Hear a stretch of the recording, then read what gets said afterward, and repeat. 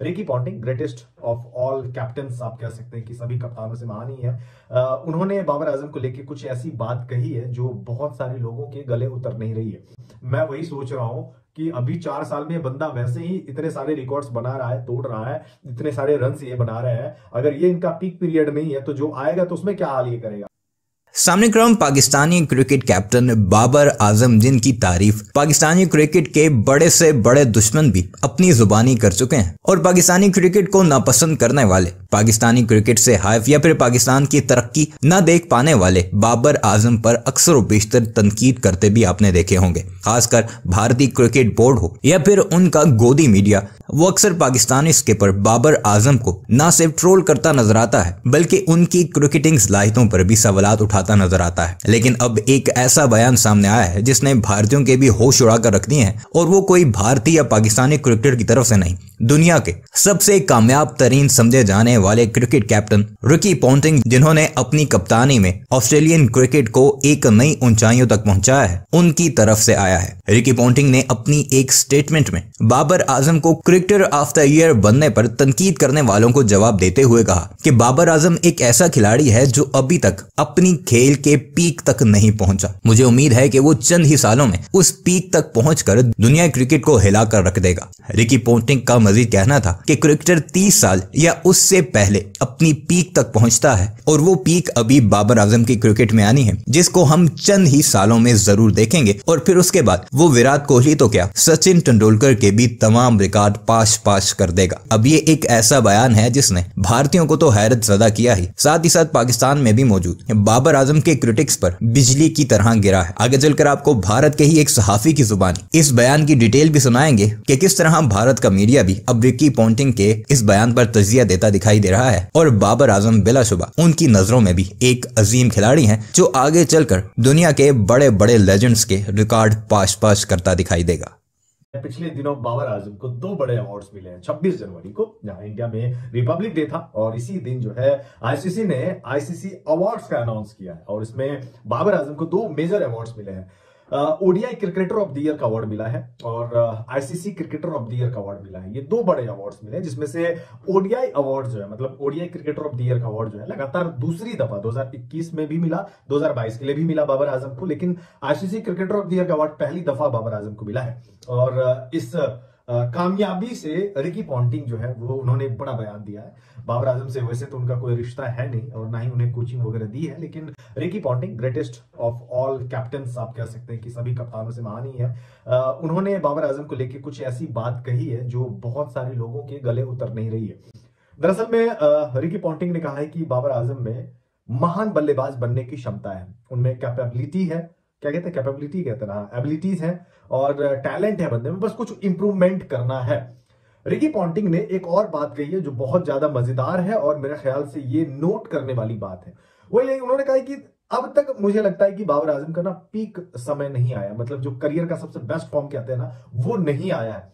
और मुझे लगता है कि ये बहुत जल्द आने वाला है। ये 30 से पहले, मतलब जब 30 के पड़ाव में आप 30 के पार चले जाते हैं, उससे पहले ही हर खिलाड़ी का सबसे बेस्ट ईयर आता है। और मुझे ये सोचकर बहुत ही ज्यादा खौफ लग रहा है कि जब बाबर आजम का वो सबसे पीक पीरियड आएगा तब क्या होगा।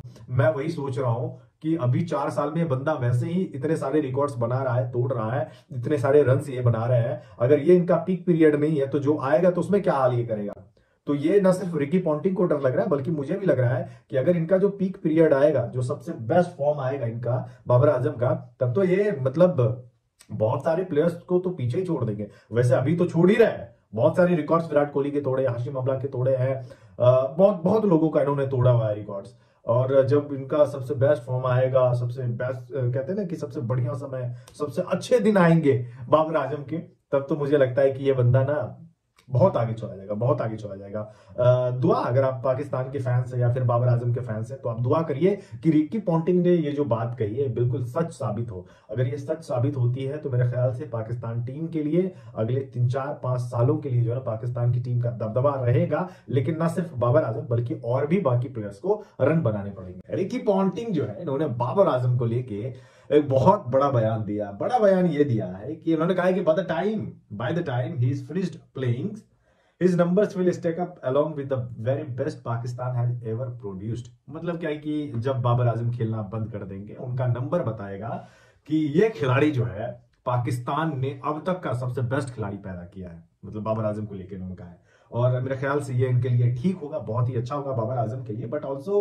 All the cricket fans around the world who enjoy watching him play. इसका मतलब ये हुआ ना सिर्फ ये बाबर आजम के लिए अच्छा होगा, बल्कि दुनिया के हर एक फैन जो उन्हें चाहते हैं, जो उन्हें खेलते देखना चाहते हैं, ये उनके लिए भी अच्छा होगा कि उनका जो स्टार खिलाड़ी है, उनका जो चहेता खिलाड़ी है, उन्होंने रिटायरमेंट के वक्त इतने सारे रन्स बना दिए, इतनी कामयाबी उन्होंने हासिल कर ली कि कहने वाली क्या ही बात है। मतलब पाकिस्तान ने बाबर आजम से ज्यादा बढ़िया बैट्समैन पैदा ही नहीं किया।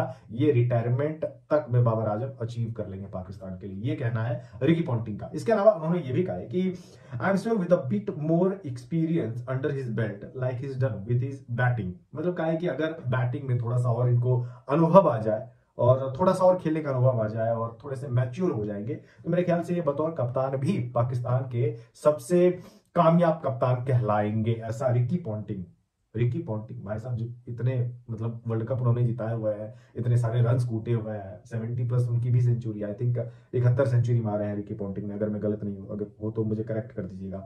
तो रिकी पॉन्टिंग जैसे लेजेंड जो है, उन्होंने बाबर आजम की तारीफ की है। मैं देख के इसलिए पढ़ रहा हूँ क्योंकि कोट जो उन्होंने किया हुआ है बाकायदा, वो बड़ा इंटरेस्टिंग है कि रिटायरमेंट के वक्त, मतलब जब खेलना छोड़ देंगे बाबर आजम, रिटायर हो जाएंगे, उनका नंबर्स इतना ज्यादा बेहतर होगा कि कोई भी बोलेगा कि ये बल्लेबाज ना, मतलब पाकिस्तान के लिए अब तक का ये सबसे बेस्ट बल्लेबाज है। ना सिर्फ पाकिस्तान बल्कि दुनिया भर के जो लोग उन्हें चाहते हैं, जो बाबर आजम को खेलते हुए देखना चाहते हैं, वो भी ये बात मानेंगे कि बाबर आजम में कुछ तो बात थी। वो अलग बात है कि अभी बहुत सारे कोहली फैंस वगैरह नहीं मानते हैं और ये बात स्वीकारेंगे नहीं कि बाबर आजम बहुत अच्छा प्लेयर है, नहीं स्वीकारेंगे, क्योंकि अभी विराट कोहली रन बना रहे हैं, खेल रहे हैं। अब तो ऐसा हो गया है कि इतने जलकुकड़े विराट कोहली के फैंस हैं कि अब तो शुभमन गिल, बाबर को नीचा दिखाने के लिए शुभमन गिल से कंपैरिजन कर रहा है। वो बड़ा मुझे नादानी लगती है थोड़ा सा, बट हाँ चलो ठीक है, ये बैटर चलता रहता है, कोहली बाबर, कम से कम इस मामले में बाबर का नाम तो आ रहा है ना, आप उस लायक तो उस बंदे को समझ रहे हैं कम से कम की, मतलब कहते हैं ना जिसमें कोई बात होती है ना, वही ज्यादा बदनाम होता है। बाबर में कोई तो बात है कि विराट कोहली से कंपैरिजन